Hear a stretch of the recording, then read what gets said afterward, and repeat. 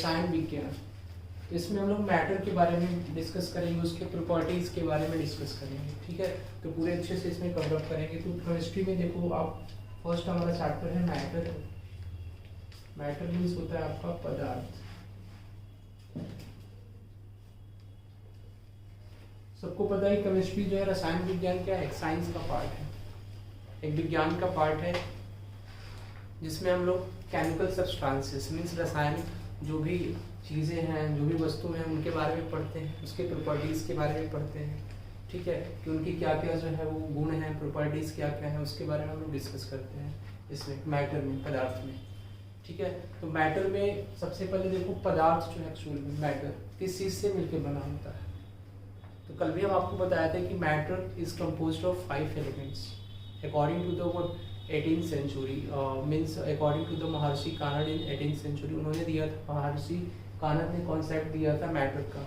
उन्होंने इसमें बताया था कि मैटर जो है वो 5 एलिमेंट से मिलकर बने हैं। उस 5 एलिमेंट को हम लोग बोलते हैं पंच तत्व, ठीक है। तो उस 5 एलिमेंट को हम लोग क्या बोलते हैं, पंच तत्व।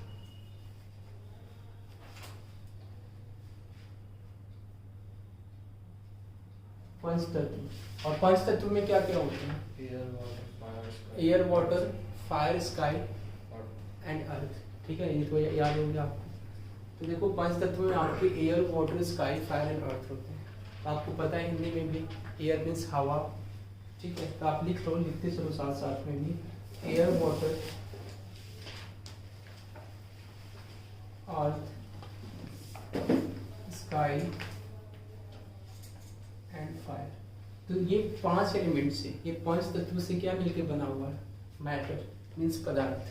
तो ये पदार्थ जो है वो 5 एलिमेंट से मिलके बने हुए हैं, पंच तत्व जिसको हम लोग बोलते हैं। कोई डाउट इसमें किसी को? तो ये महर्षि कानद ने कॉन्सेप्ट दिया था 18th century के अप्रॉक्स में, 18वीं शताब्दी में बताया था कि मैटर जो है वो 5 एलिमेंट से मिलके बने होते हैं। उसके बाद इसमें कॉन्सेप्ट आता है आपका यूनिवर्स का। यूनिवर्स जो है, जितना भी यूनिवर्स में जितनी भी चीजें हुई हैं वो सभी किससे मिलके बनी है, वो सभी जो है वो मैटर से मिलके बनी है। तो यूनिवर्स में हमारा कॉन्सेप्ट आता है सिस्टम का और सराउंडिंग का। System plus surrounding. System means जिसमें हम लोग रहते हैं, जहाँ पे हम लोग सर्वाइव कर रहे हैं, दैट इज आवर सिस्टम। उसको हम लोग बोलते हैं कि वो हमारा क्या है, सिस्टम है।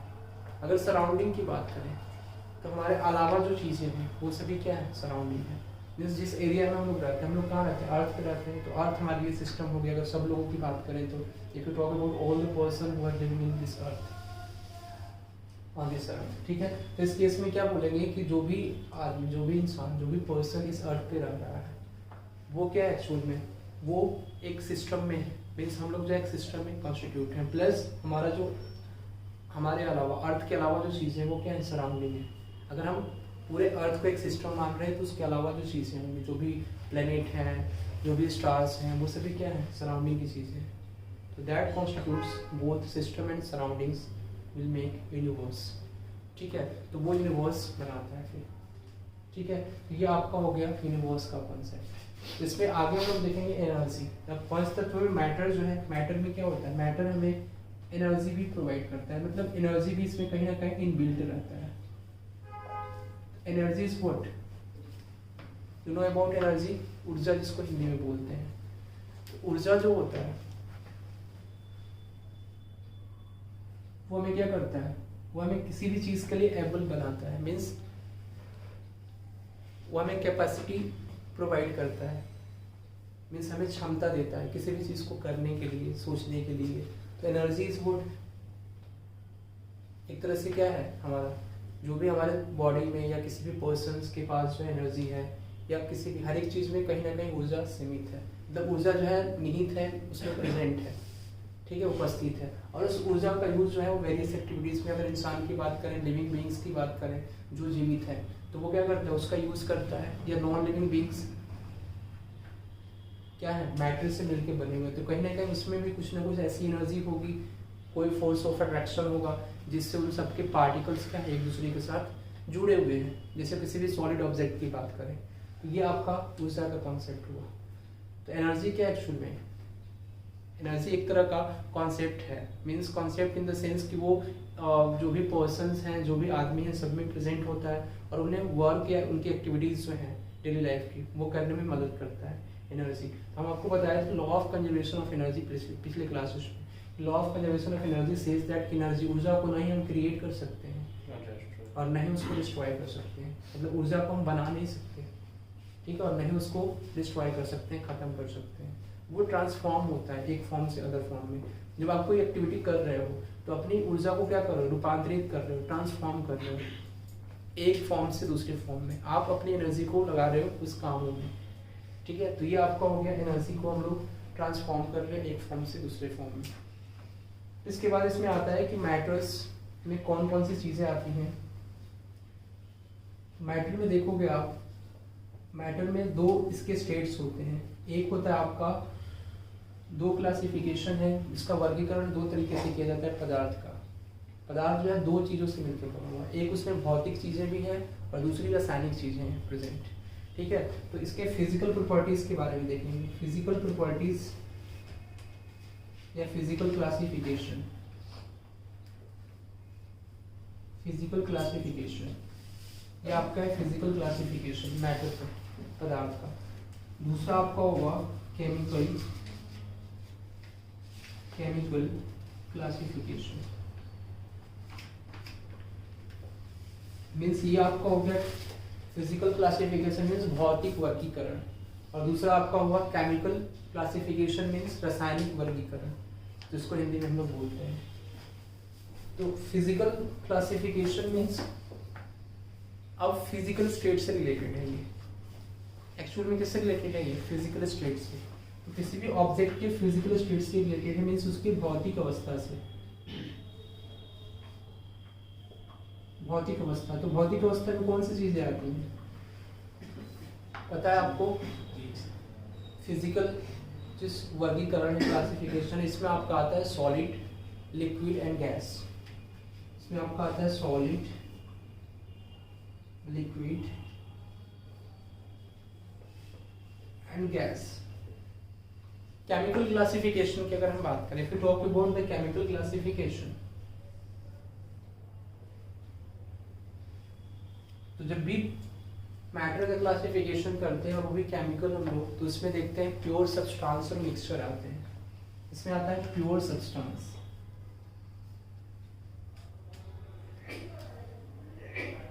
And mixture. Pure substance and mixture, कोई डाउट इसमें किसी को? प्योर सब्सटेंस मीन्स शुद्ध जो भी चीजें हैं, सब्सटेंस है, उसको हम लोग बोलेंगे प्योर सब्सटेंस।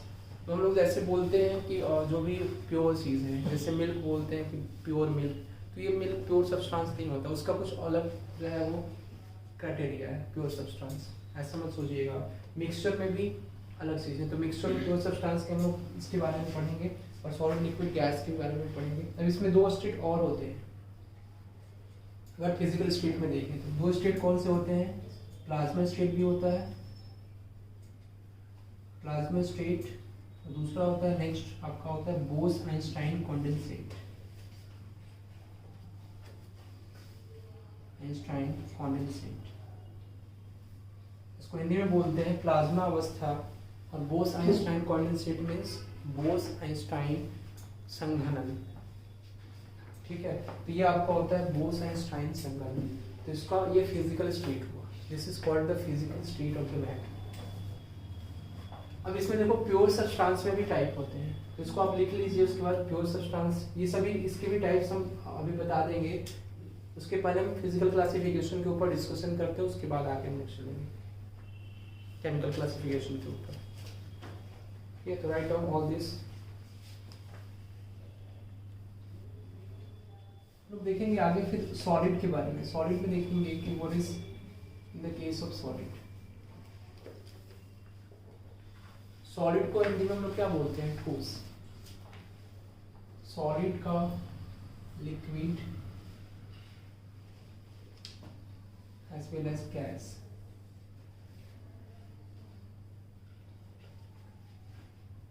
सबको पता है हिंदी में सॉलिड को बोलते हैं ठोस, लिक्विड को बोलते हैं हम लोग द्रव्य,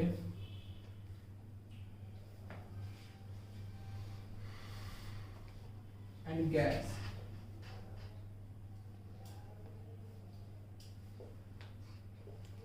ठोस, द्रव्य एंड गैस।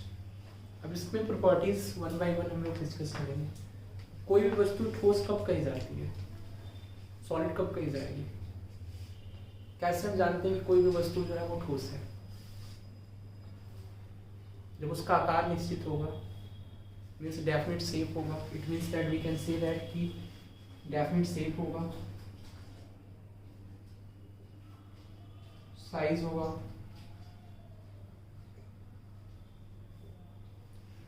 और क्या होगा? डेफिनेट शेप, साइज, ये है ना, और हार्ड होगा, रिजिड होगा जिसको बोलते हैं। Means we can say that कि सॉलिड रिजिड होंगे, हार्ड होंगे जिसको बोलते हैं। तो जिसका साइज, शेप, ये सभी क्या हो, डेफिनेट हो, ठीक है, और वो हार्ड भी हो, रिजिड भी हो, तो उन सबको हम लोग बोलते हैं कि वो ठोस है, सॉलिड है। Next part of this liquid में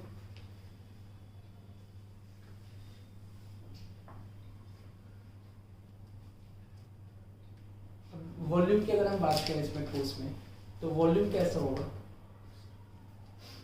डेफिनेट होगा, मीन्स फिक्स्ड वॉल्यूम होगा। फिक्स्ड वॉल्यूम मतलब एक निश्चित आयतन होगा सॉलिड का। लिक्विड में देखो क्या होगा, लिक्विड में क्या फिक्स होता है? वॉल्यूम फिक्स होता है। देखो लिक्विड में फिक्स्ड वॉल्यूम होगा, liquid has fixed volume. Next, अगर इसके शेप की बात करें, means liquid take the shape of the container in which it is placed, means जिसमें भी रखा जाता है उसका वो शेप धारण कर लेता है, मीन्स फिक्स्ड शेप नहीं होता, तो नो फिक्स्ड शेप।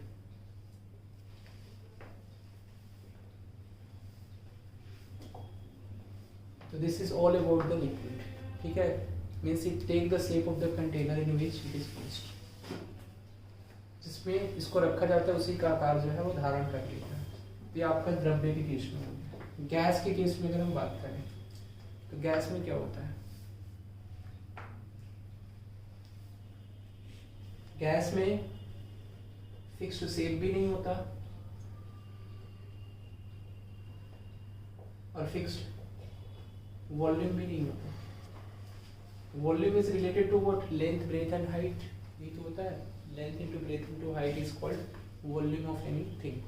किसी भी चीज़ का हमें वॉल्यूम अगर निकालना है तो उस केस में क्या करते हैं? लेंथ, ब्रेथ और उसकी हाइट को देखते हैं, मल्टीप्लाई करते हैं, तो उसका वॉल्यूम होता है। इस गैस के केस में फिक्स्ड शेप होगा, फिक्स्ड वॉल्यूम होगा नहीं, तो no fixed shape, no fixed volume. This is called what? No fixed volume, no fixed shape. तो गैस का जो है कोई फिक्स्ड शेप नहीं होता और कोई फिक्स्ड वॉल्यूम नहीं होता है। अब देखो उसको, इसलिए कि गैसेस में क्या होता है, हाई कंप्रेसिबिलिटी होती है, जैसे उसको जितना चाहे उतना हम कंप्रेस कर सकते हैं, और जिस चीज़ में रखें उसमें वो आ सकता है, छोटे से छोटा और बड़ा से बड़ा चीज़ में इसको भरा जा सकता है गैस को। नेक्स्ट इसमें देखो अगर सॉलिड की डेंसिटी के बारे में बात करें तो डेंसिटी कैसा होता है? डेंसिटी सबसे ज़्यादा होती है सॉलिड की। तो सॉलिड की डेंसिटी जो है, solid has higher density, highest density बोल सकते हैं। इसका घनत्व जो होता है वो सबसे ज़्यादा होता है। Solid has highest density. क्यों होता है डेंसिटी? डेंसिटी किस चीज़ के ऊपर डिपेंड करता है? ये डिपेंड करता है पार्टिकल्स के ऊपर, पार्टिकल्स के बीच में जो इंटरमोलिकुलर डिस्टेंस है इसके ऊपर, मीन्स कितना ज़्यादा क्लोजनेस है पार्टिकल का। अगर पार्टिकल्स का क्लोजनेस ज़्यादा होगा तो डेंसिटी ज़्यादा होगी। It means that in the case of solid, what we can say कि सॉलिड में क्या होता है, पार्टिकल्स का जो अरेंजमेंट होता है वो काफ़ी कॉम्पैक्ट होता है, मीन्स पार्टिकल बिल्कुल आसपास होते हैं और इसमें strong molecular force of attraction होता है। उसकी वजह से सॉलिड की डेंसिटी क्या होती है? हाईएस्ट हो जाती है। कोई डाउट इसमें? Solid has highest density. Next अगर हम लिक्विड की बात करें तो लिक्विड में क्या होती है, डेंसिटी कम होती है, तो we can say that lower than the solid. तो सॉलिड से कम होता है किसमें, डेंसिटी, लिक्विड में। और गैस की डेंसिटी की बात करें तो गैस तो और इजिली ज़्यादा फ्लो करता है ना, तो इस मीन्स उसके पार्टिकल्स और ज़्यादा दूर रहते हैं, तो उसकी डेंसिटी क्या होगी, पर यूनिट एरिया वो कम ही होगी। मतलब डेंसिटी एक्चुअल में क्या होता है, पार्टिकल्स का प्रेजेंस पर यूनिट एरिया में, वही आपका डेंसिटी होगा। तो this is lower than the liquid, lower than the liquid. कोई डाउट इसमें किसी को? तो solid has highest density, and in the case of liquid what we can say it has lower than the solid, and in the case of gas we can say that this is lower than the liquid। तो gas में जो है सबसे कम क्या होती है, density होती है, गैस की डेंसिटी सबसे कम होती है, ठीक है। उसके बाद लिक्विड की होती है और सबसे ज़्यादा सॉलिड की होती है। नेक्स्ट हमारा है intermolecular force of attraction. Intermolecular force of attraction, intermolecular force of attraction की बात करें तो इसमें देखोगे आप intermolecular force of attraction solid के केस में क्या होगा, स्मॉल होगा। पार्टिकल्स पास पास हैं, तो पार्टिकल्स पास पास होंगे तो इंटरमोलिकुलर फोर्स ऑफ अट्रैक्शन काफी ज्यादा होगा ना, ठीक है। Means particle intermolecular force of attraction means क्या, जो भी मॉलिक्यूल होंगे सॉलिड के उनका आपस का जो फोर्स है, आपस में जो अट्रैक्शन फोर्स है उसके बारे में बात किया जा रहा है। तो अट्रैक्शन फोर्स ज़्यादा होगा तो पार्टिकल्स पास पास होंगे, और पास पास होंगे इट मीन्स दैट कि उनका फोर्स ऑफ अट्रैक्शन ज़्यादा है, तभी तो पार्टिकल पास पास हैं, ठीक है। तो इसमें means in the case of solid intermolecular force of attraction क्या होगा, ज़्यादा होगा, सबसे हाई होगा। किसमें, सॉलिड में, सॉलिड में सबसे हाई होगा intermolecular force of attraction.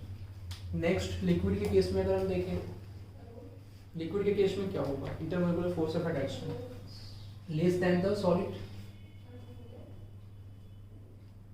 Less than the solids, तो सॉलिड से क्या होगा, कम होगा in the case of liquid we can से।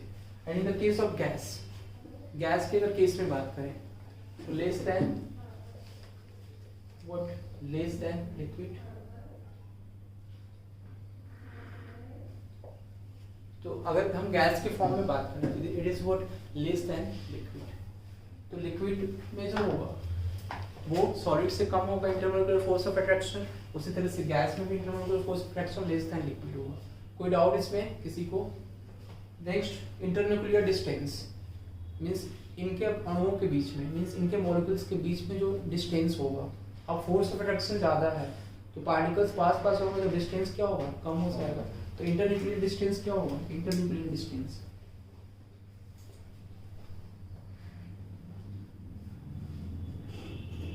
इंटरन्यूक्लियर डिस्टेंस सॉलिड के केस में लेस होगा, ठीक है। इसमें क्या होगा, मोर देन सॉलिड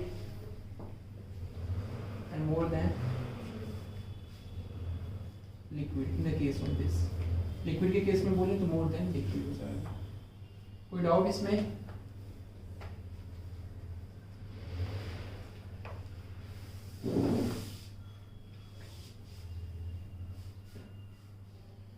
कोई डाउट किसी को? फ्लो के ऊपर अगर बात करें तो क्या लिक्विड फ्लो करता है? नो, लिक्विड फ्लो नहीं करता, तो it does not flow. Sorry solid, yes, solid क्या करता है, फ्लो नहीं करता है, it does not flow. Solid जो है वो फ्लो नहीं करता, लिक्विड फ्लो करता है, तो liquid flow easily. And what about the gas? Gas के केस में बोले तो गैस जो है और ज्यादा इजीली फ्लो करता है, ठीक है। तो गैस जो है, gases flow very easily than what, liquid. Liquid से जो है काफी इजीली जो है वो फ्लो करता है गैस, ठीक है। तो फ्लो का अगर हम देखें तो सॉलिड फ्लो नहीं करता है, लिक्विड फ्लो करता है, एंड गैस जो है और ज्यादा इजिली फ्लो करता है। ठीक है, तो it is about the gas. Next हम देखें इसके बाद आगे, फ्लो मीन्स बहना, समझ रहे हैं ना सब लोग। नेक्स्ट आगे देखेंगे कंप्रेसिबिलिटी के ऊपर। तो सॉलिड में कंप्रेसिबिलिटी क्या होती है? सॉलिड की कंप्रेशन मीन सॉलिड को क्या हम कंप्रेस कर सकते हैं? सॉलिड को कंप्रेस कर सकते हैं? नहीं। तो सॉलिड की कंप्रेसिबिलिटी जो फैक्टर है सॉलिड वो सबसे कम होता है। ठीक है, लेस होता है, इसलिए कि सॉलिड क्या होता है? हार्ड होता है, रिजिड होता है, तो हम उसको कंप्रेस नहीं कर सकते। कंप्रेस करेंगे तो डिफॉर्म हो जाएगा, मीन्स टूट जाएगा अलग अलग, तो इसको कंप्रेस नहीं कर सकते। तो सॉलिड जो है वो लेस, इसमें सॉलिड्स की कंप्रेसिबिलिटी जो होती है वो लेस होती है, कम होती है काफ़ी ज़्यादा। अगर लिक्विड की बात करें कंप्रेसिबिलिटी की, तो लिक्विड जो है वो थोड़ा सा लो कंप्रेशन होता है, इसमें लो कंप्रेसिबिलिटी।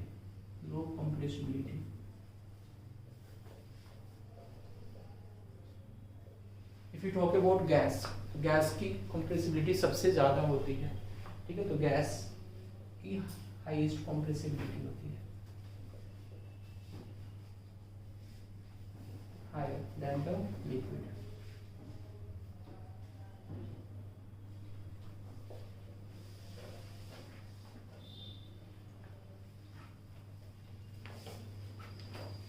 पार्टिकल्स इसमें क्या होते हैं? पार्टिकल्स क्लोजली पैक्ड होते हैं। In the case of solid particles जो है वो क्लोजली पैक्ड होते हैं। अगर लिक्विड की बात करें द्रव्य में, तो पार्टिकल्स क्या होते हैं? लूजली पैक्ड होते हैं दैन सॉलिड। और गैस की बात करें तो गैस में और ज़्यादा लूजली होते हैं। जैसे गैस की अगर हम बात करें तो गैस में ऐसे होता है ना, पार्टिकल्स जो है दूर दूर जो है वो स्कैटर्ड होते हैं। और अगर लिक्विड की बात करें तो लिक्विड में देखोगे आप, पार्टिकल जो है वो गैस के कंपेरिजन में ज़्यादा फास्ट जो है वो स्कैटर्ड है। ठीक है, और इसमें जो है वो एकदम बिल्कुल कंपैक्ट होते हैं पार्टिकल्स। ये सॉलिड की प्रॉपर्टीज हो गई।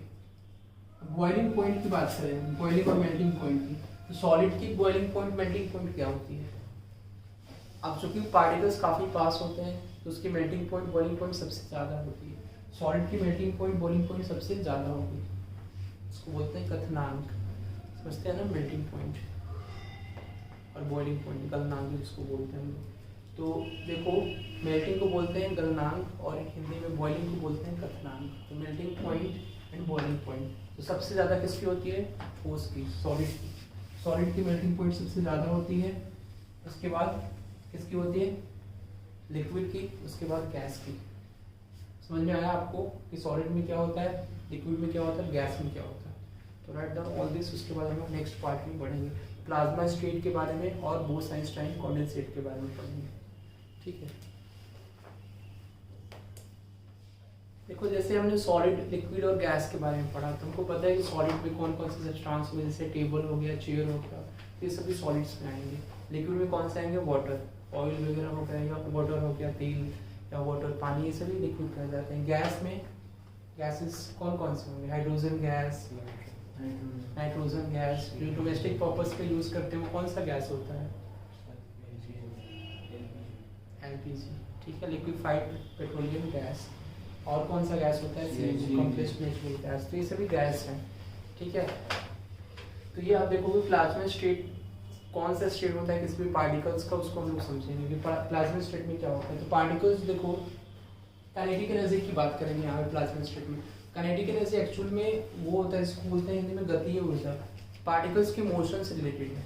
पार्टिकल्स का मूवमेंट जितना ज़्यादा होगा उस पार्टिकल्स की काइनेटिक एनर्जी काफ़ी ज़्यादा होगी।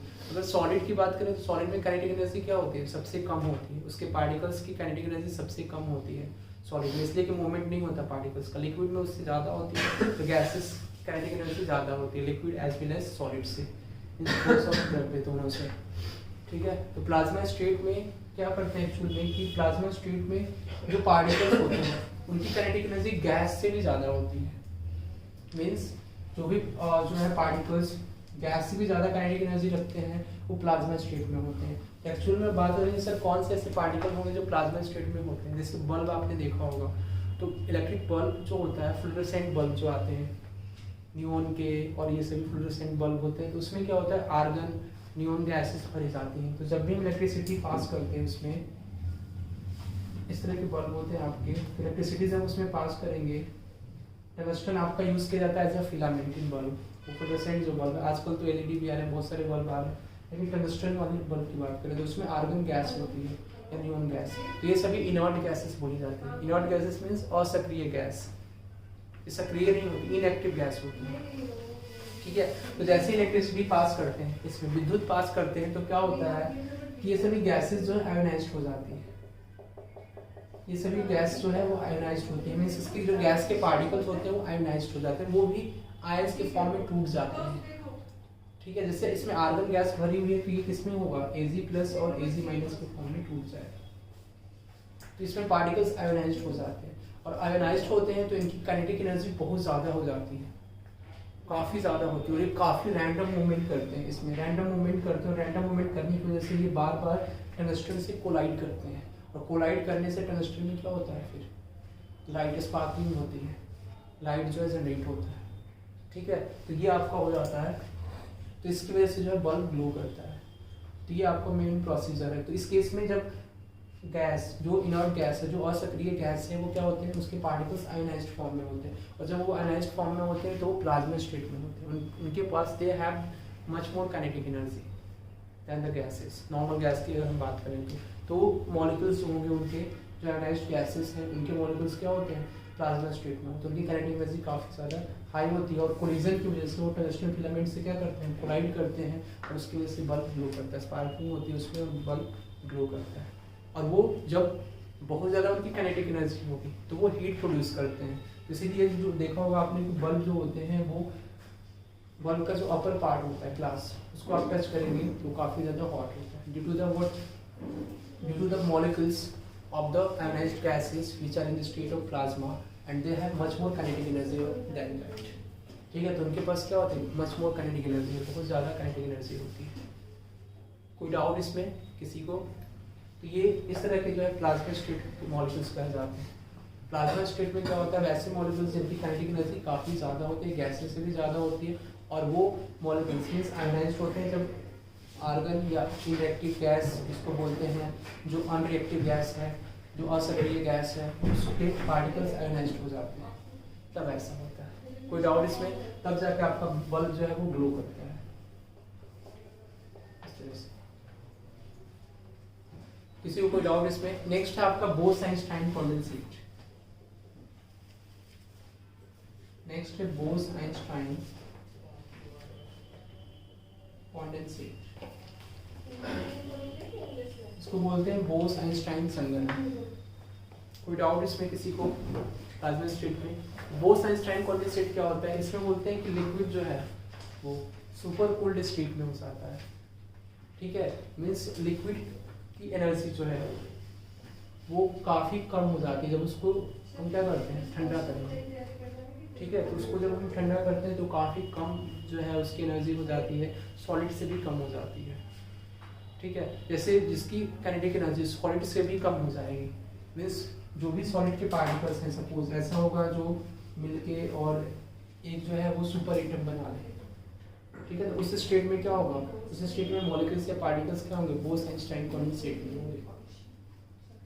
जैसे ये देखो आपका सॉलिड के पार्टिकल्स हैं, ठीक है, और सॉलिड के पार्टिकल्स हो गए सभी, और ये सभी ज्वाइन करके एक साथ और एक बड़ा एटम बना लिया, बड़ा मॉलिक्यूल जो है वो पार्टिकल बना लिया। इस केस में ये आपका हो गया सुपर एटम, इसको हम लोग बोलते हैं। और सुपर एटम की जो काइनेटिक एनर्जी होती है वो एज कम्पेयर टू सॉलिड काफ़ी कम होती है, इसलिए कि वो सभी मिलके मीन्स जो भी पार्टिकल्स हैं इनके, वो सभी मिलके एक सुपर एटम बनाते हैं। इस एक्चुअल में इसका कॉन्सेप्ट जो है बोस-आइंस्टाइन कंडेंसेट का, वो आइंस्टाइन ने दिया था, बोस-आइंस्टाइन नाम का एक साइंटिस्ट का, उन्होंने दिया था, उसी पे इसका नाम पड़ा बोस-आइंस्टाइन कंडेंसेट का, ठीक है। ये फिफ्थ स्टेट ऑफ मैटर है। तो fourth state of matter is the plasma state, and fifth state of matter means जो फिफ्थ स्टेट है, पांचवा अवस्था है पदार्थ का, वो आपका है बोस-आइंस्टाइन कंडेंसेट। कोई डाउट इसमें किसी को? This are all about the physical classification of matter. तब इसमें कुछ फिनोमिना है, इसको हम लोग देखेंगे इसके बाद, प्लाज्मा स्टेट, बोस-आइंस्टाइन कंडेंसेट के बाद फिनोमिना आते हैं आपके diffusion and Brownian motion. Diffusion and Brownian motion.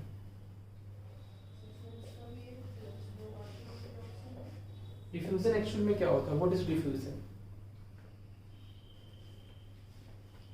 Diffusion जो है वो सॉलिड में नहीं होता, liquid as well as gases में ही केवल होता है।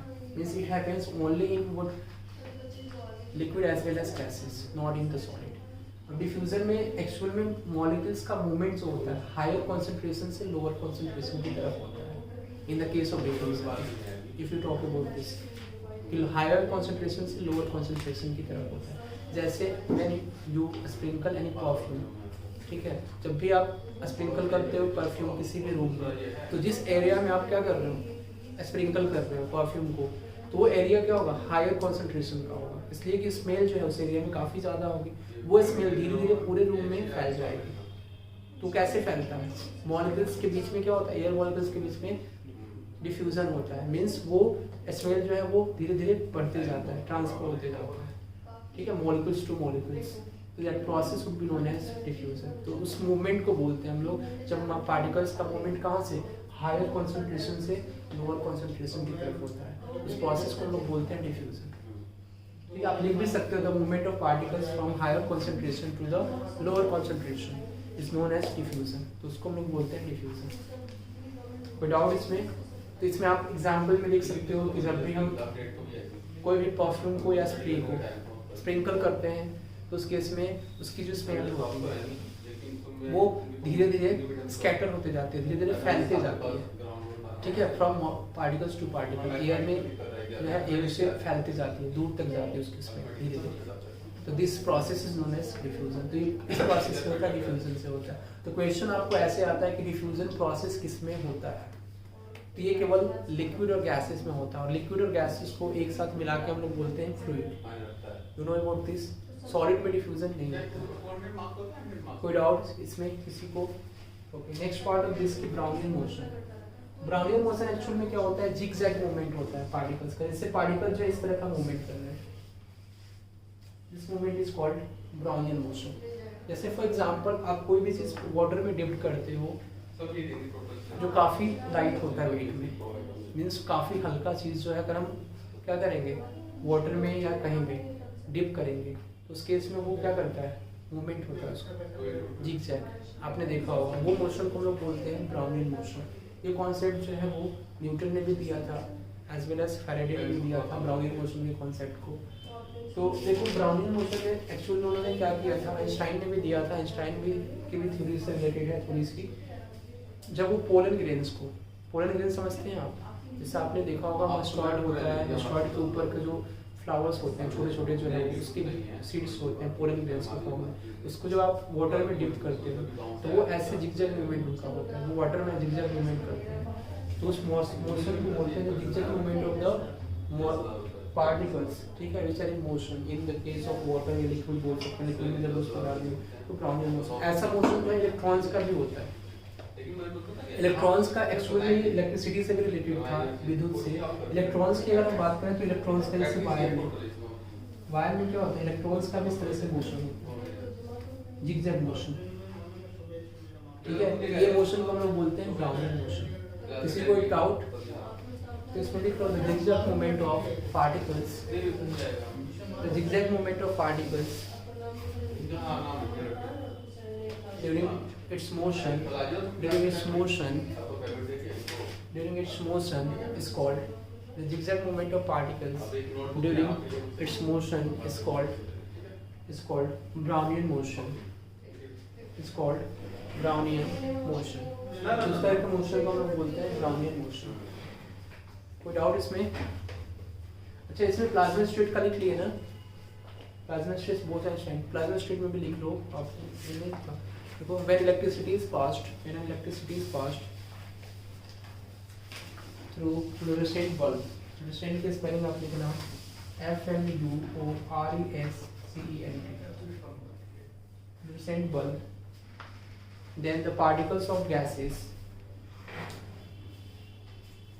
ब्रैकेट में लिख देना mainly argon, neon, the particle of gases mainly argon, neon gets ionized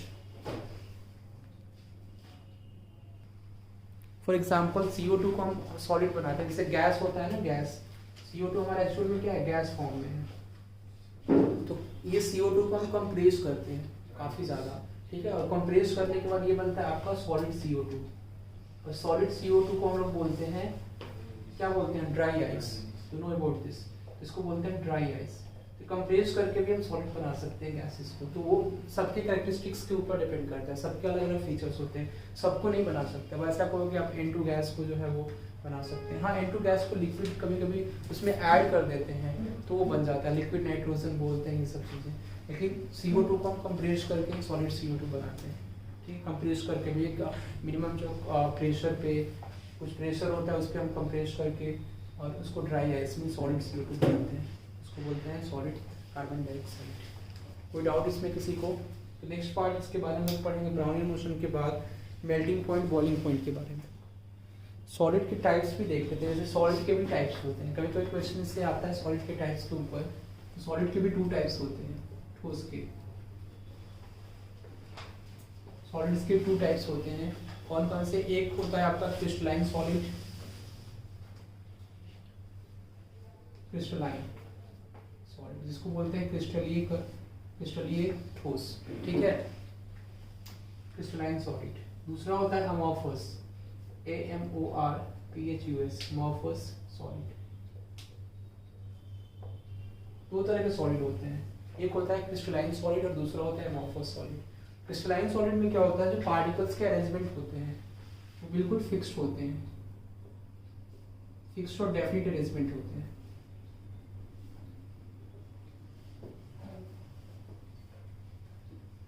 fixed और डेफिनिट अरेंजमेंट होते हैं और 3 डायमेंशनल होते हैं, 3D अरेंजमेंट होता है और फिक्स्ड होता है, ठीक है। ज्योमेट्रिकल अरेंजमेंट जो होता है पार्टिकल्स का वो फिक्स्ड होता है in the case of crystalline solid. Geometrical means ऐसे फॉर एग्जांपल कि यहाँ पे पार्टिकल्स प्रेजेंट है, दूसरा पार्टिकल्स भी यहाँ पे होगा, तीसरा द डिस्टेंस भी इनका सेम होगा और जिस एंगल पे इंक्लाइन है एक दूसरे से वो एंगल भी सेम होगा, तो आपका हो जाता है ज्योमेट्रिकल अरेंजमेंट, सेम होगा, डेफिनिट होता है, फिक्स होता है इन सबका।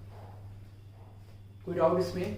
लेकिन इन the case of amorphous solid की अगर बात करें तो इसमें जो होता है वो इनडेफिनिट होता है, मीन्स डेफिनिट नहीं होता, अरेंजमेंट जो होता है वो डेफिनिट नहीं होता इन the case of amorphous solid.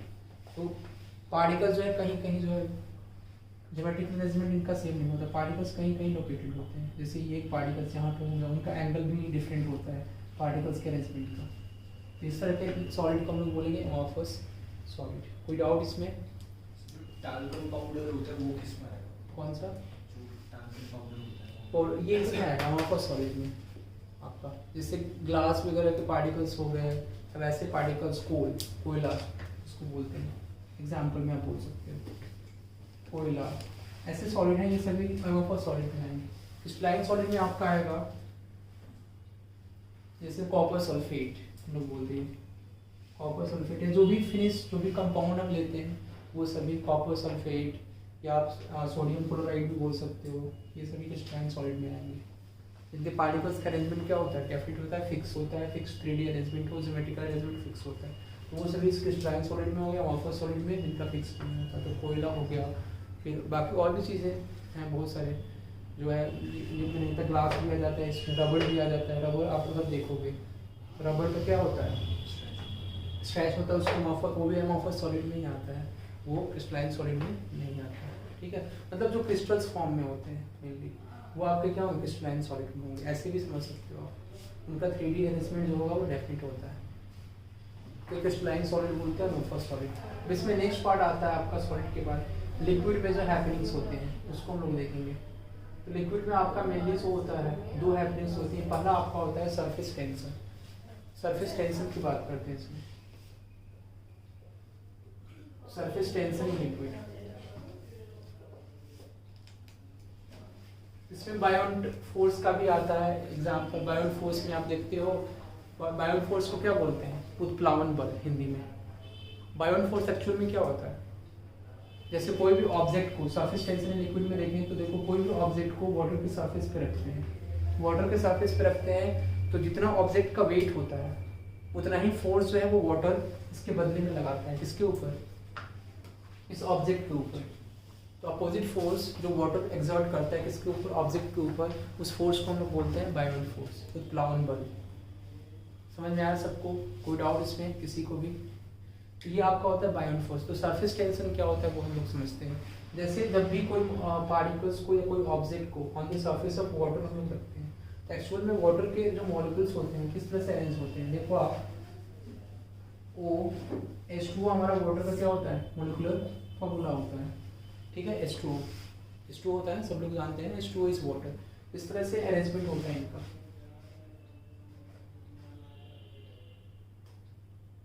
O फिर H, O फिर H, फिर इस तरह से होता है आपका O H। तो इस तरह से अरेंजमेंट होता है इस तरह का। तो देखो सरफेस के मॉलिक्यूल्स जो होंगे H होता है, तो इस तरह से आपका अरेंजमेंट होगा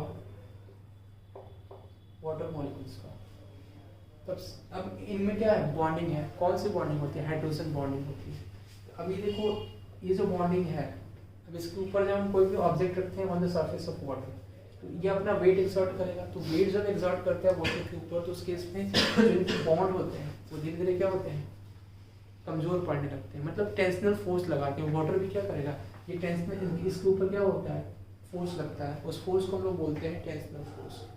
तो वो मिनिमम फोर्स जिस पे वाटर मॉलिक्यूल्स का जो बॉन्ड है वो स्कैटर ना हो, मतलब ब्रेक डाउन ना हो, तो उसको हम लोग क्या बोलेंगे, एक तरह से सरफेस टेंशन होता है। किसका, लिक्विड का। तो सरफेस टेंशन एक्चुअल में लिक्विड का ही होता है। तो लिक्विड के केस में मीन्स वाटर मॉलिक्यूल्स एक दूसरे से हाइड्रोजन बॉन्डिंग से अटैच्ड है। अब इसके ऊपर किसी भी ऑब्जेक्ट को रखते हैं, तो वो ऑब्जेक्ट क्या करता है, उनके मॉलिक्यूल्स के ऊपर फोर्स लगाता है उनके बॉन्ड, ताकि जो है एक ऐसा स्टेज आता है कि वो बॉन्ड ब्रेक डाउन हो जाता है और वो जो भी ऑब्जेक्ट है वो इमर्ज हो जाता है किसमें, वाटर में, मतलब डूब जाता है। ठीक है, कोई डाउट इसमें? तो ये आपका होता है सरफेस टेंशन लिक्विड में। फिर उसके बाद नेक्स्ट है आपका विस्कोसिटी। इसमें एक और फिनोमेना होता है विस्कोसिटी। आर्किमिडीज प्रिंसिपल भी इससे रिलेटेड है। Can you explain me the what is Archimedes principal?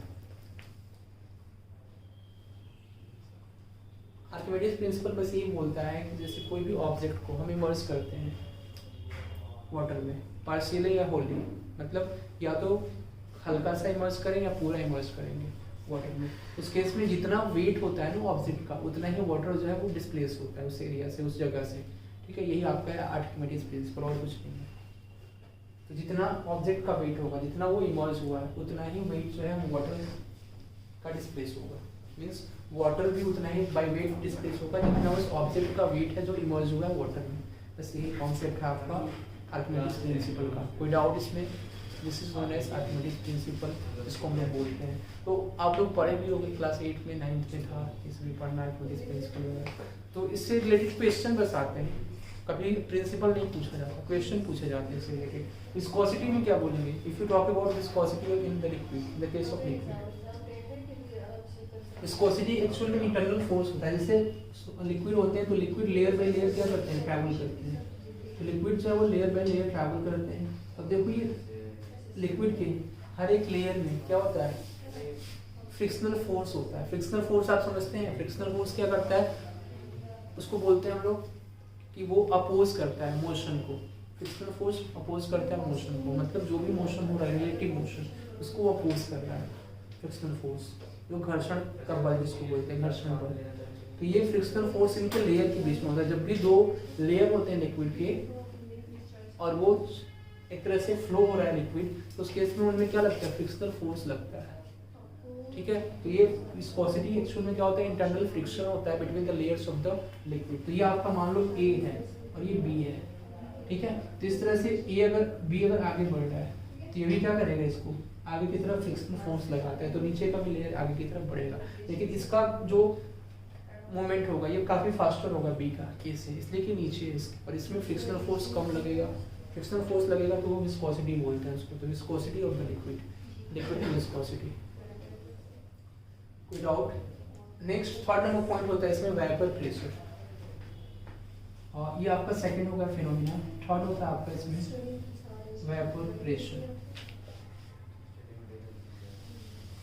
Vapour pressure किसको बोलते हैं, लिक्विड में ही होता है। जैसे देखा होगा आपने ऐसा प्रेशर जिस पे लिक्विड और गैस दोनों का एक साथ एग्जिस्टेंस हो, मीन्स दोनों जो है वो इक्विलिब्रियम में को एग्जिस्टेंस होता है एक ही साथ, तो उस तरह के एग्जिस्टेंस को हम लोग बोलते हैं, मतलब जिस प्रेशर पे एग्जिस्टेंस होता है उसको बोलते हैं हम vapour pressure. Vapour pressure is what, जैसे देख लो, मान लो एक आपने कोको कोला या पेप्सी वगैरह देखा होगा, ठीक है, जब आप उसको पीते हो तो उस केस में क्या होता है कि लिक्विड तो एग्जिस्ट करता है, ऊपर में आपने देखा छोटे छोटे ड्रॉपलेट्स वेपर के भी एग्जिस्ट करते हैं। जब आप उसको ओपन करते हो नोजल को तो उस केस में आवाज़ निकलती है, हल्की सी गैस की स्मूथ सी आवाज़ निकलती है, तो वो एक्चुअल में क्या होता है, वो गैसेस फॉर्म में एग्जिस्टेंस होता है इसके। अब हमने इसको क्या किया, इसमें मान लो स्प्राइट हमने रख दिया, ठीक है, किसमें, इस बोतल में स्प्राइट रख दिया, अब इस नोजल को हमने बंद कर दिया, तो अब इस पार्ट का कुछ ना कुछ टेम्परेचर होगा, और टेम्परेचर होने की वजह से इसमें जो भी वाटर के मॉलिक्यूल्स होंगे ऊपर में प्रेजेंट, इनका क्या होगा, इवापोरेशन होगा। इवापोरेशन आप समझते हैं, मतलब वेपर में कन्वर्ट होगा, वाटर जो है ना सरफेस का, वेपर में कन्वर्ट होगा, वेपर में कन्वर्ट होकर चूंकि अब ये ऊपर नहीं जा सकता, तो यहीं पे क्या होगा, ये रुक जाएगा। इससे क्वेश्चन आए हुए हैं, ये यहीं पे रुक जाएगा, यहीं पे रुक जाएगा, ठीक है, तो ये जो है फिर रुक जाएगा, ऊपर नहीं जाएगा, तो ये इसका एग्जिस्टेंस होगा। ये एक्चुअली में क्या था, ये काइनेटिक एनर्जी जितनी थी इसमें, इन सब की, ये सभी लिक्विड्स की जो काइनेटिक एनर्जी थी उसको गेन किया इस वेपर ने, और ये यहाँ पे जाके रुक गया, तो इसको बोलेंगे, मतलब ये वेपर एग्जिस्ट कर रहा है और लिक्विड भी एग्जिस्ट कर रहा है एक साथ, तो जिस प्रेशर पे इन दोनों का एग्जिस्टेंस होगा उस प्रेशर को हम लोग बोलते हैं vapour pressure of the liquid. Liquid का vapour pressure means the pressure at which the coexistence of both vapour as well as liquid is possible, ठीक है, in that case that vapour will be known as vapour pressure, ठीक है, तो उस pressure को हम लोग बोलेंगे वेपर प्रेशर। ये आपका होता है surface tension in liquid, viscosity and vapour pressure. Have you understood this concept? कोई डाउट इसमें? नेक्स्ट इसके बाद हम लोग पढ़ेंगे मेल्टिंग पॉइंट, बॉइलिंग पॉइंट, ठीक है, तो इसको लिख लिया आप लोगों ने।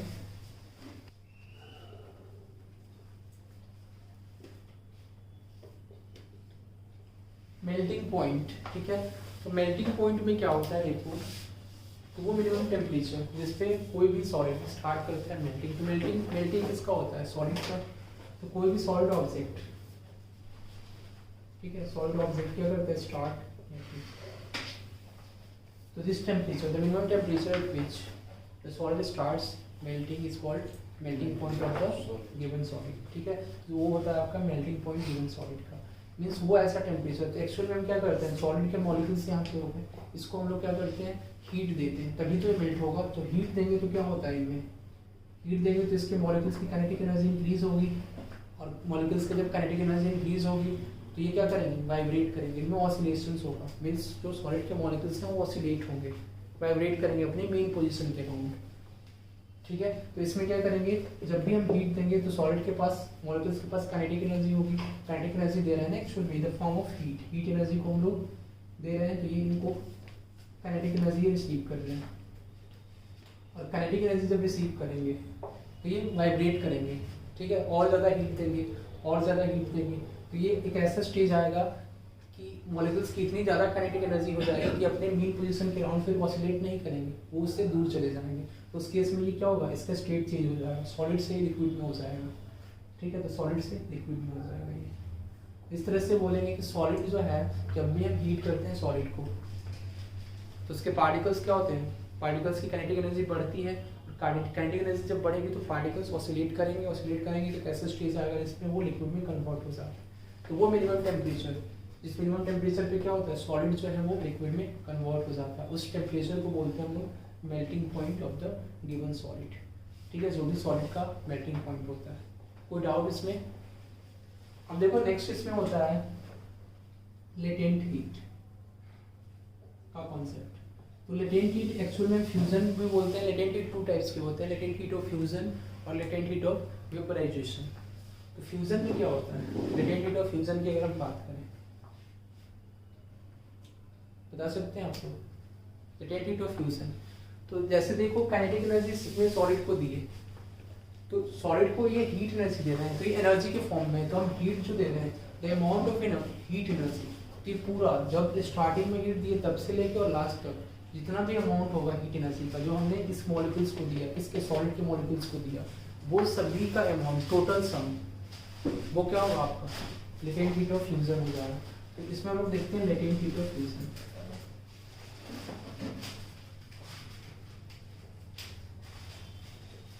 लेटेंट हीट ऑफ फ्यूजन में हम 1 kg रखते हैं कि 1 kg सब्सटेंस को जो है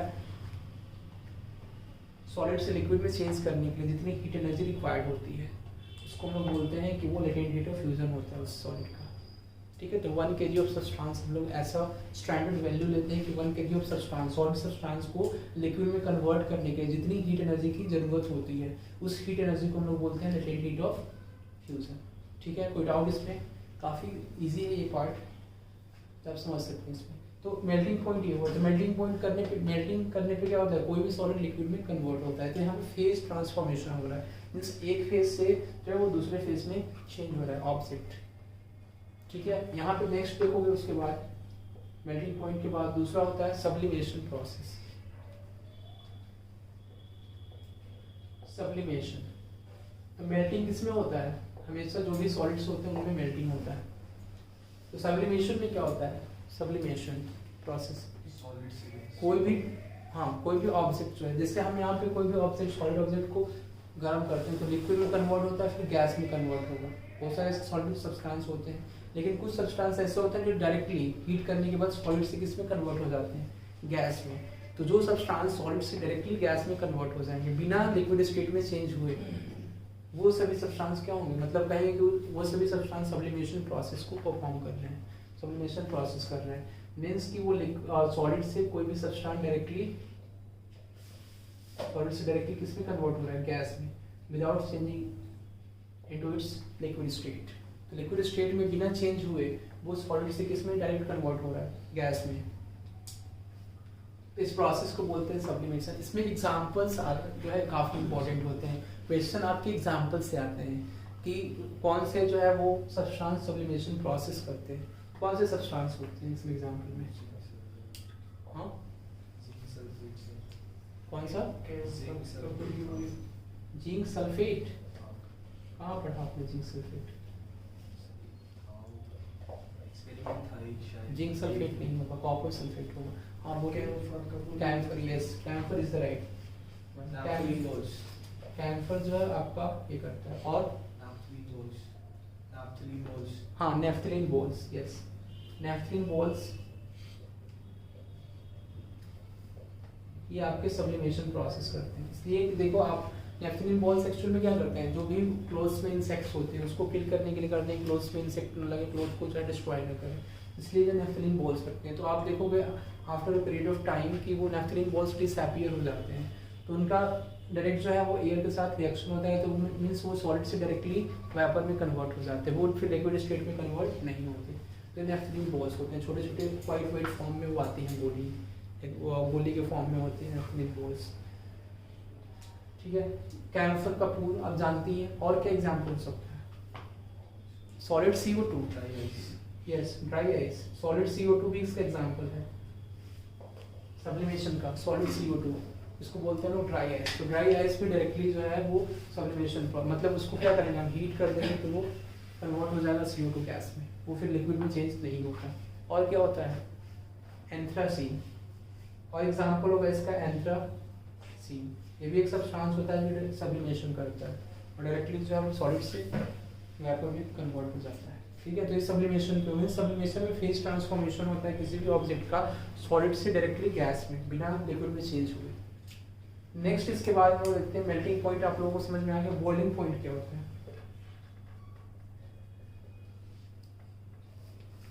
बॉइलिंग पॉइंट इसको बोलते हैं क्वथनांक, इसको बोलते हैं गलनांक, मेल्टिंग पॉइंट को। बॉइलिंग पॉइंट क्या होता है, मीन्स कोई भी लिक्विड का होता है बॉइलिंग पॉइंट, लिक्विड सब्सटेंस का। तो लिक्विड को जब हम टेम्परेचर देते हैं तो लिक्विड के पार्टिकल्स भी अपनी मीन पोजीशन के अराउंड ऑसिलेट करते हैं, वाइब्रेट करते हैं, और वो धीरे धीरे क्या होते हैं, फिर आफ्टर सम टाइम कुछ टेम्परेचर ऐसा होता है जिसपे ये लिक्विड से किसमें कन्वर्ट हो जाते हैं, गैसेस फॉर्म में। तो लिक्विड से गैस फॉर्म में कन्वर्ट होते हैं, तो वो जो minimum temperature means the temperature at which liquid starts boils, ठीक है। तो लिक्विड जो है वो बॉईल करना स्टार्ट कर जाता है, इस केस में उसको बोलते हैं बॉइलिंग पॉइंट। तो अब बताओ आइस का जो है मेल्टिंग पॉइंट कितना होता है? आइस क्या है, सॉलिड फॉर्म में होता है, मेल्टिंग पॉइंट कितना होता है? 0 डिग्री सेल्सियस, ठीक है। यस, तो आइस जो है 0 डिग्री सेल्सियस पे क्या होता है, मेल्ट होता है। मीन्स 0 डिग्री सेल्सियस पे वो मेल्ट करना स्टार्ट कर देगा। तो आइस का मेल्टिंग पॉइंट कितना हो गया, 0 डिग्री सेल्सियस। अब इसमें देखो बॉइलिंग पॉइंट, तो वाटर का बॉइलिंग पॉइंट बोला जाता है, कितना होता है 100 degree Celsius. Yes, freezing point भी वाटर का वही है, मतलब उल्टा। जैसे कि हम क्या कर रहे हैं, फ्रीजिंग पॉइंट मीन्स जो लिक्विड है उसको हम फ्रीज कर रहे हैं, किसमें कन्वर्ट कर रहे हैं, सॉलिड में। तो that would be freezing point of the liquid, तो उसको बोलेंगे लिक्विड का फ्रीजिंग पॉइंट। वो भी हम लोग डिस्कस करेंगे। बॉइलिंग पॉइंट तो फिर से ज्यादा होगा ना, देखो जैसे जैसे मेल्टिंग पॉइंट में क्या होता है, हम 0 डिग्री कंसिडर करते हैं, लेकिन 0 पॉइंट समथिंग पे वो बॉईल करना स्टार्ट कर जाएगा, ठीक है। तो 0 डिग्री सेल्सियस से कम रहेगा टेम्परेचर तो आइस रहेगा, ठीक है। मीन्स वो आइस में एग्जिस्टेंस होगा उसका, आइस फॉर्म में वाटर का। लेकिन अगर हम 0 डिग्री सेल्सियस से स्लाइटली ज़्यादा करते हैं तो उस केस में वो क्या होगा, मेल्ट करना स्टार्ट कर जाएगा। तो वो मेल्टिंग पॉइंट, इसलिए हम 0 डिग्री एक जो है बाउंड्री वैल्यू लेके चलते हैं कि 0 डिग्री सेल्सियस पे वो मेल्ट करते हैं। कोई डाउट इसमें किसी को? उसके बाद आपका होगा ये बॉइलिंग पॉइंट पे आपको समझ में आया कि वो temperature, the temperature at which liquid starts boils, तो वैसा टेम्परेचर जिस पे लिक्विड क्या करता है, बॉईल करना स्टार्ट कर जाता है, तो वो लिक्विड का बॉइलिंग पॉइंट होता है। अब इसमें होता है लेटेंट हीट ऑफ वेपराइजेशन। इसमें हमारा कॉन्सेप्ट आता है लेटेंट हीट ऑफ, तो लेटेंट हीट को हम लोग बोलते हैं हिडन हीट, मीन्स छुपी हुई ऊष्मा। हिंदी में अगर हम बोले छुपी हुई ऊष्मा मीन्स हिडन हीट भी बोलते हैं, इसमें छुपा हुआ है। जैसे लिक्विड को जिस the amount of heat energy, जितनी हम हीट एनर्जी देते हैं, जिसपे क्या होता है कोई भी लिक्विड गैस में कन्वर्ट हो जाए, तो टोटल अमाउंट हीट एनर्जी का फॉर 1 kg ऑफ लिक्विड, ठीक है, तो वो इस पे क्या होगा, वो लिक्विड से गैस में कन्वर्ट हो जाता है। तो वो टोटल हीट एनर्जी को हम लोग बोलेंगे लेटेंट हीट ऑफ वेपराइजेशन। तो वो छुपी हुई ऊष्मा है। एक्चुअली हमने क्या दिया, हीट दिया, तो एक्चुअली वो छुपी हुई थी, वो हीट इसको काइनेटिक एनर्जी के मॉलिक्यूल्स को काइनेटिक एनर्जी दे रही है, तो छुपी हुई तो हीट है और उसकी वजह से जो है ये गैस में कन्वर्ट हो रहा है, तो इसलिए हम उसको बोलते हैं लेटेंट हीट या हिडन हीट, मीन्स वो छुपी हुई ऊष्मा बोलते हैं उसको। कोई डाउट इसमें किसी को? This is called latent heat of vaporization boiling point पे। आपने जाना, अब ट्रिपल पॉइंट बोलते हैं वाटर का। ट्रिपल पॉइंट क्या होता है और ट्रिपल पॉइंट पे डेंसिटी क्या होती है? ट्रिपल पॉइंट जो वाटर का होता है, ये भी मेंशन कर लो आप, ट्रिपल पॉइंट ऑफ वाटर। इसके बारे में आगे पढ़ाएंगे आपको, इस चैप्टर में नहीं पढ़ेंगे। ट्रिपल पॉइंट ऑफ वाटर का जो होता है 4 डिग्री सेल्सियस होता है। अब डेंसिटी की अगर हम बात करें, कोई भी मेल्टिंग, मतलब अगर सॉलिड को मेल्ट करना है, लिक्विड में कन्वर्ट कर रहे हैं, तो उसकी डेंसिटी क्या होगी, इंक्रीज होगी या डिक्रीज होगी? डेंसिटी डिक्रीज होगी, यस। सॉलिड जो है वो लिक्विड में कन्वर्ट हो रहा है तो डेंसिटी डिक्रीज होगी। लिक्विड जो है वो गैस में कन्वर्ट हो रहा है, क्या होगी, डिक्रीज होगी, ठीक है। अगर हम लिक्विड को गैस में, लिक्विड को जो है वो आइस में कन्वर्ट कर रहे हैं, मतलब वाटर को हम आइस में कन्वर्ट कर रहे हैं, तो डेंसिटी क्या होगी, बढ़ेगी, डेंसिटी बढ़ेगी, ठीक है। लेकिन आइस जब होता है तो डेंसिटी घट जाती है। वाटर की मैक्सिमम डेंसिटी जो होती है वो 4 डिग्री सेल्सियस पे होती है, इसी को बोलते हैं ट्रिपल पॉइंट ऑफ वाटर। समझ में आया सबको? जब आइस होता है तो उसकी डेंसिटी घट जाती है, इसलिए कि आइस का स्ट्रक्चर जो होता है वो कीज लाइक स्ट्रक्चर होता है, पिंजरानुमा आकार जिसको हम लोग बोलते हैं। और जब पिंजरानुमा आकार होता है तो उसकी डेंसिटी घट जाती है, ठीक है। 4 डिग्री सेल्सियस टेम्परेचर पे वाटर की डेंसिटी सबसे ज़्यादा होती है, इसी को बोलते हैं ट्रिपल पॉइंट ऑफ वाटर। और उसके अगर हम कम जाए, 4 डिग्री सेल्सियस कम अगर टेम्परेचर पर जाए, 0 डिग्री सेल्सियस है उससे कम, तो उस केस में आइस की जो डेंसिटी होगी वो कम हो जाती है, वाटर से काफ़ी कम हो जाती है, इसीलिए वो आइस जो है वो फ्लोट करता है वाटर के ऊपर। क्वेश्चन आपने पढ़ा होगा पहले कि आइस जो है वो क्यों फ्लोट करता है वाटर के ऊपर, तो ड्यू टू दैट कि density of ice is what less than the density of water. वो आइस की जो डेंसिटी होती है वो वाटर की डेंसिटी से कम होती है, क्योंकि उसका जो स्ट्रक्चर होता है वो कीज लाइक स्ट्रक्चर होता है, उसकी वजह से। और 4 डिग्री सेल्सियस पर उसकी डेंसिटी जो होती है वाटर की वो सबसे ज़्यादा होती है, ठीक है। कोई डाउट इसमें किसी को? ये this is all about the boiling point, melting point. अब हम लोग देखेंगे बॉइलिंग पॉइंट और इवोपरेशन में क्या डिफरेंस है, इवोपरेशन पढ़ेंगे और उसके बाद बॉइलिंग पॉइंट के बारे में। ठीक है, नेक्स्ट यहाँ कितना पार्ट, अच्छा 1 घंटा हो गया। ठीक है स्टूडेंट, हम लोग मेल्टिंग पॉइंट, बॉइलिंग पॉइंट और ट्रिपल पॉइंट ऑफ वाटर के बारे में पढ़ा इस क्लास में। नेक्स्ट क्लास में हम लोग कंडेंसेशन के बारे में पढ़ेंगे, इवोपरेशन के बारे में, बॉइलिंग और इवोपरेशन में क्या डिफरेंस है। बॉइलिंग और इवोपरेशन से एनडीए में भी क्वेश्चन आया है बहुत बार, पिछले साल भी पूछा था, इस साल भी पूछा हमसे क्वेश्चन, लगातार 2 साल से पूछ रहा है बॉइलिंग पॉइंट और इवोपरेशन में डिफरेंस। ठीक है, this 2 are the important points. तो नेक्स्ट क्लास में डिस्कस करेंगे। Thank you to all the student for watching my this session of video lecture.